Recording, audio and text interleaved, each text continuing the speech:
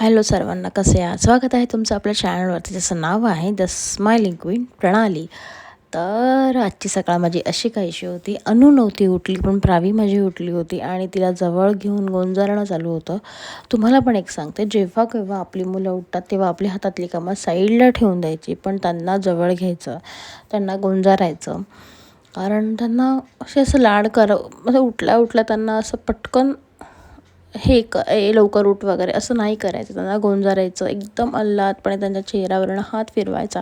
त्यांना खूप आवडतं ह्या गोष्टी. आणि तुम्हाला माहिती आहे का, हे असं केल्याने आपल्या आई मुलाचं किंवा मुलीचं नातं हे खूप छान होतं, आणखीन घट्ट व्हायला मदत होते.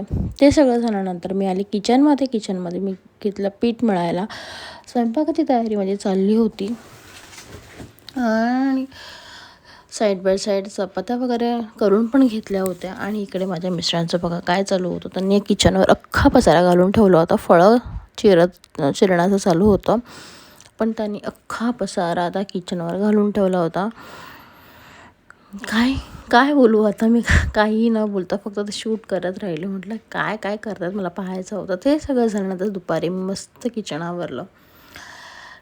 आवरून झाल्यानंतर झाली संध्याकाळची वेळ.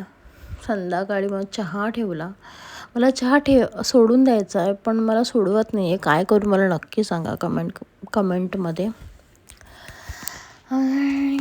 मटकीला मी छान असे मोड आलेले पाहिले. म्हटलं आज काय करू हे मी विचारच करत होते. मग म्हटलं चला मटकीची उसळच करूया. खूप छान झाली होती. भातासोबत छान लागते ती मटकीची उसळ. ते झाल्यानंतर मुलींची झोपाची तयारी केली. इकडे प्रावीचं चालू होतं. तिचा शनिवारी म्हणजे आज योगा डे होता स्कूलमध्ये. दर शनिवारी असतं, तर तिचं तेच प्रॅक्टिस चालू होतं कसं काय. आणि त्याच्यासोबत हे अणूचं सुद्धा. चला भेटूया पुढच्या ब्लॉगमध्ये. बाय.